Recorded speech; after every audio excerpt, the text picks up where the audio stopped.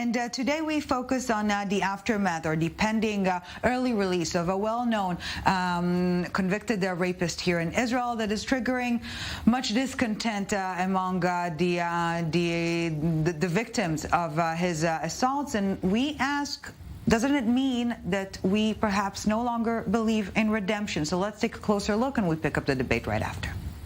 The process of rehabilitation is both highly individual and complex.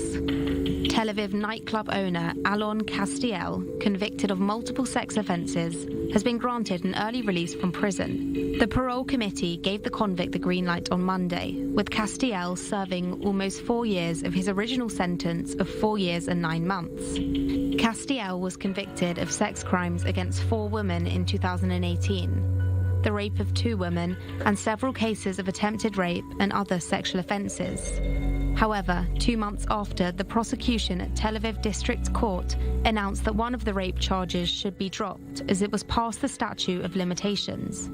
Police investigations were initially triggered by a series of complaints of sexual assault and harassment against Kastiel at the Block Club, a venue which he co-owned at the time.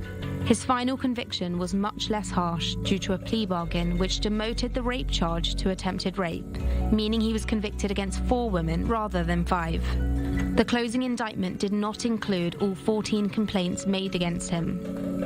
And in his 2018 conviction, Kastiel expressed his remorse. But if we look at the facts, can society truly forgive his past?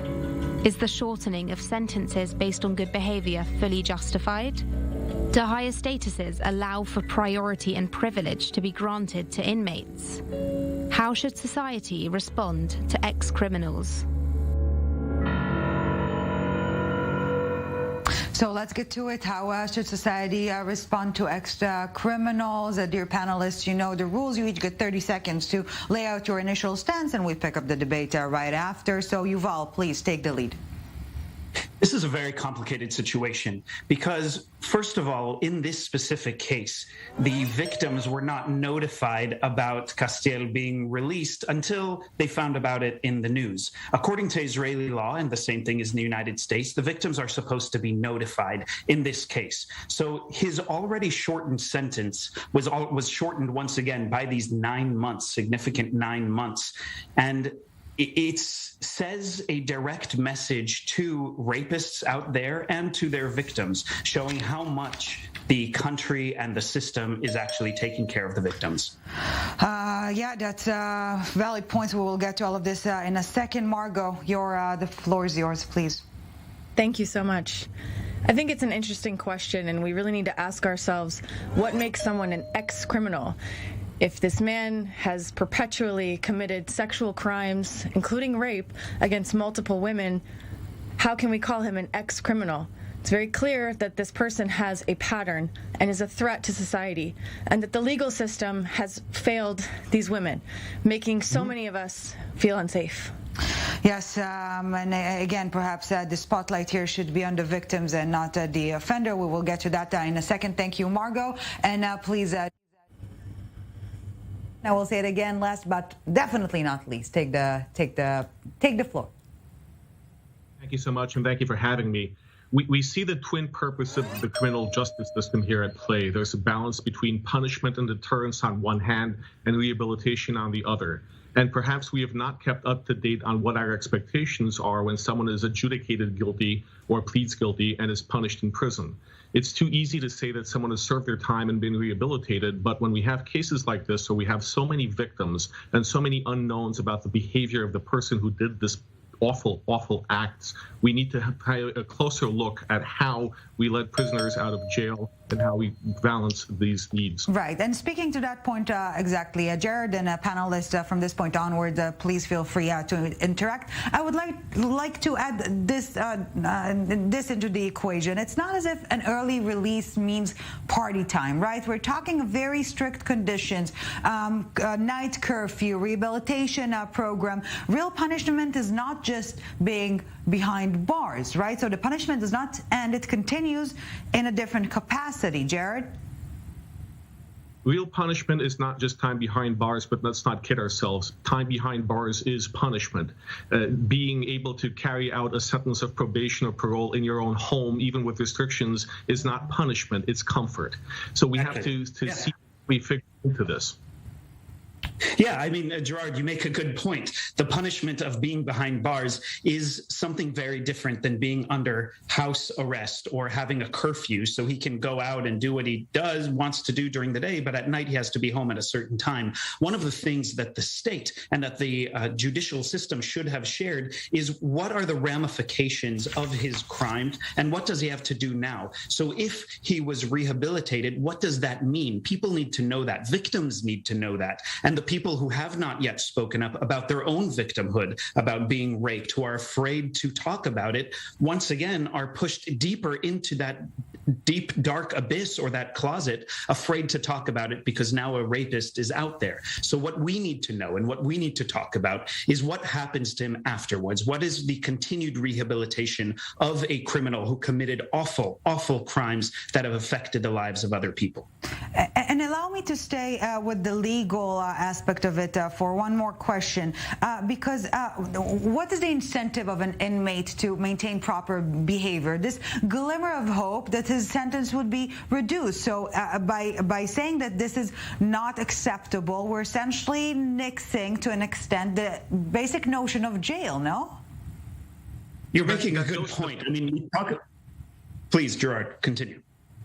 I would say that's the notion of rehabilitation. That is what has been social justice for prison inmates for over 150 years, is the idea that punishment is not enough to deter bad behavior. We want to give people a chance to redeem themselves. We want to be able to give a chance to people to work towards improving what they did and correcting their wrongs. So to some extent, if a prisoner is not given that glimmer of hope, there's a risk of recidivism, there's a risk of further bad behavior, there's a risk that nothing is gained and nothing is learned. It's just a slap on the wrist, especially when a sentence is this short. So that rehabilitation aspect is very important in today's society, but it can't come at the expense of not having proper punishment and consequences for bad conduct that affects so many people, so many women, so many victims.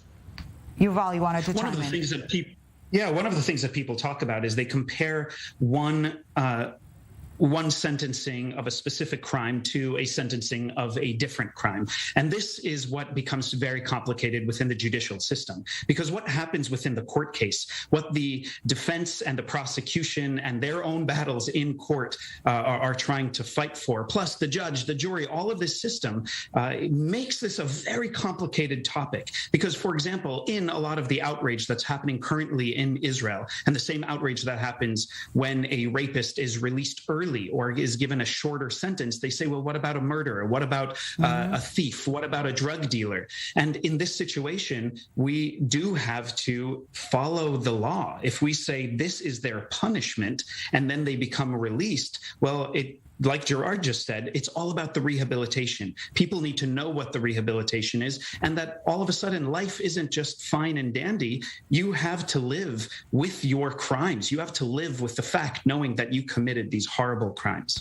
And Margot, the punishment has nothing to do with the poor treatment of the victims, of those who come to even complain on sexual assault, and maybe focusing on the offender and the very legitimate desire for vengeance is a deflection from dealing with the justice system and its wrongdoings when it comes, again, to those who complain and victims of sexual assault, the high percentage of cases being closed, et cetera, et cetera. So maybe we need to shift the discourse into that.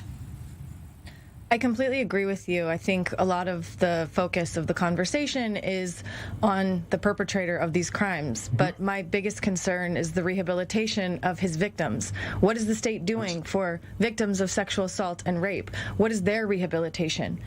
To be honest, as a woman, I care much more about that than I do about the rehabilitation of a rapist.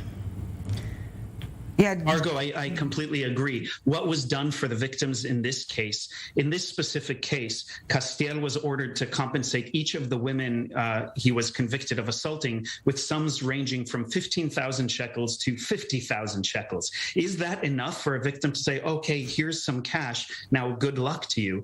Absolutely. We need to focus on the victims, helping them become resilient survivors, and whatever we can do to help them. Too much of the focus is on him. Now, on the other hand, we also need to put that focus on him to ensure that other men don't go out and feel that, oh, this is fine. They can go and rape women and drug women, and the worst that will happen is a short sentence.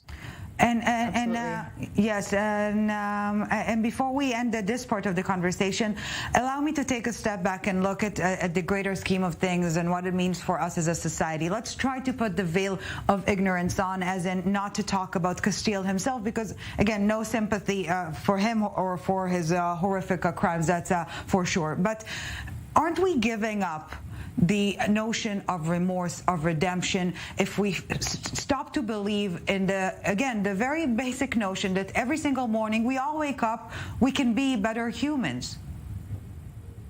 Yeah, absolutely. In the United States and in Israel, there are rehabilitation programs, and those should be spoken about more often, so people understand what the system provides for people, how to rehabilitate somebody.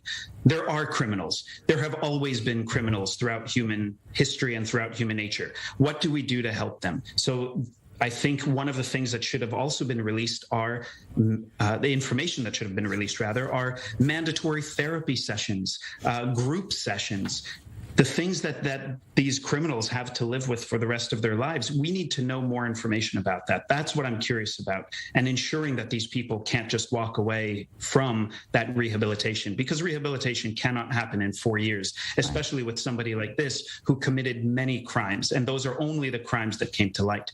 Gerard, I would like to get your take on that as well.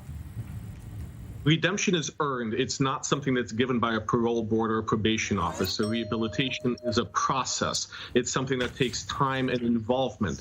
And we need to hear from the victims and from people who suffered from crime perpetrators to see how they feel and how they have recovered, and whether that redemption is truly earned or whether it's something that is inappropriate in any given case. And to Yuval's point, there's an absolute lack of transparency in Israel, in the United States, and elsewhere when it comes to some aspects of the criminal justice system. Sometimes victims don't even know that the person who accosted them is being arrested or prosecuted. Sometimes they're not notified of a release, even if the lives are in jeopardy. Right. This transparency is something that's critically important. Right. Margot, final thoughts?